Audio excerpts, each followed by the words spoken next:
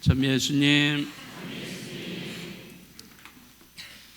네, 저는 지난 목요일 날 필리핀으로 비행기를 타고 가서 청년들이 봉사하는 빈민촌에 갔습니다. 그래서 금요일 또 토요일 이렇게 지내고 오늘 새벽 인천공항에 내려서 불이 나게 이 미사를 하기 위해서 제가 본당으로 돌아왔습니다. 저는 12년 전부터 매년마다 청년들을 모아서 필리핀 빈민촌에 봉사활동을 해오고 있습니다. 이번에는 11명의 청년들을 모았는데요. 원래는 청년들이 한 20여 명 참가 신청을 했습니다. 근데 여러분이 잘 아시겠지만은 무안공항에서 제주항공 참사가 일어나는 바람에 여러 청년들이 가는 것을 포기를 하고 말았습니다. 다행히 그래도 11명이 그 비행기를 타고 갔습니다. 필리핀의 그 빈민촌은 그때 당시 12년 전에 제가 처음으로 선택한 장소였는데 지금까지 한 곳만 계속해서 제가 봉사활동을 하고 있습니다. 코로나 전까지 계속 매년마다 가다가 코로나가 된 다음에 저희가 잠시 가지를 못했어요. 그러다가 이번에 필리핀에 그 봉사로 오래간만에 갔었죠. 오래간만에 가보니까 그 빈민촌인데도 여러 가지 변화가 있었습니다. 좀 여러 가지 큰 건물들도 좀 들어서고 좀 발전을 했어요. 자, 그럼에도 불구하고 그러한 곳에 뒤쪽 마을 뒤편으로 이렇게 가니까 옛날 그대로 정말로 다 쓰러져가는 그런 쪽방에서 살고 있는, 그리고 또 쓰레기로 범벅이 된 그러한 장소에서 정말로 눈도 볼 수 없는 그러한 곳에서 살고 있는 이런 사람들이 많이 있습니다. 그래서 저희가 집 3채를 선택을 해서 그것을 수리를 해서 거기에 식구들이 들어가서 살 수 있도록 공사를 했고, 또 제가 가서 그 집을 축성을 해 주었습니다. 청년들이 이러한 봉사 활동을 오랫동안 이렇게 물론 해마다 또 다른 청년들 계속 모아서 이렇게 가기 때문에 다른 청년들이지만은 이렇게 한국에서 정말 편안하게 살다가 이 필리핀에 갔을 때 여러 가지 충격을 많이 받았다고 이렇게 얘기를 합니다. 우리 한국에서는 얼마나 잘 먹고 잘 살아요. 그런데 이 필리핀의 빈민촌에 가서 보니까 정말 이렇게 가난한 사람들도 있구나.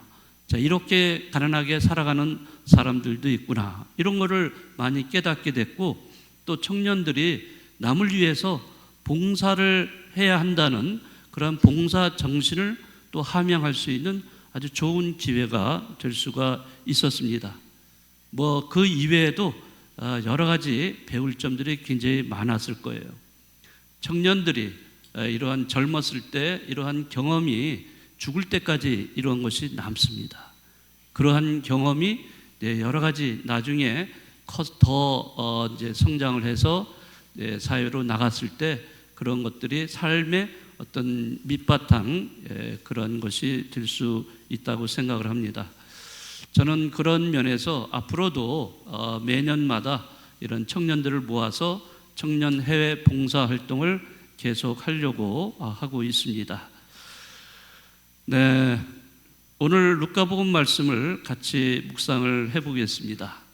오늘 루카복음에서는 예수님께서 행복 선언과 불행 선언을 하고 계십니다. 물론 우리가 많이 알고 있는 버전은 마태복음 5장의 행복 선언에 관한 것이죠. 근데 더 일찍이 나온 원본을 보면은 이 루카복음이에요. 루카복음에서는 행복 선언뿐만 아니라 불행 선언까지도 이렇게 하고 있는 것을 알 수가 있습니다. 누가 행복하고 누가 불행한가를 말씀을 하고 계십니다. 지금 가난하고 배가 고프고 울고 박해를 받는 사람들, 이런 사람들이 행복하다고 말씀하십니다. 왜 이러한 부류의 사람들이 행복한 것인가? 그들은 하느님을 필요로 하고 하느님께만 오로지 의지하기 때문입니다. 그러나 반대로 지금 부유하고 웃고 좋은 평가를 받고 있는 사람들은 불행하다고 하십니다. 왜 그럴까요?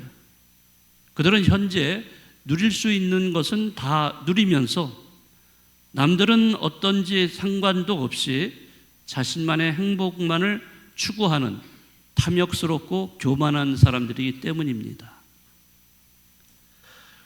이 세상 살아가면서 많은 사람들이 행복에 대해서 얘기를 합니다. 또 행복해지고 싶어 합니다.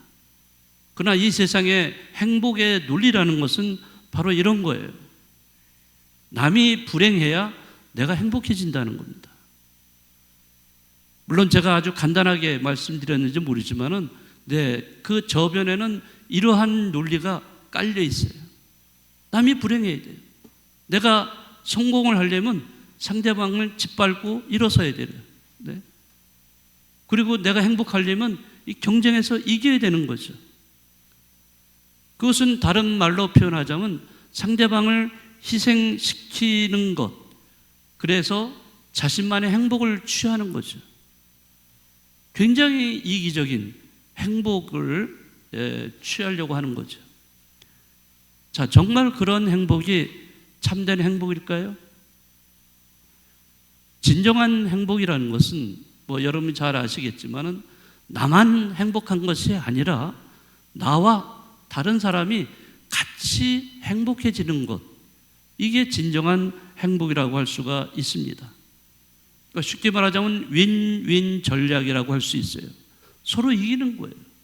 서로가 행복해야 진정한 행복이 될 수가 있습니다.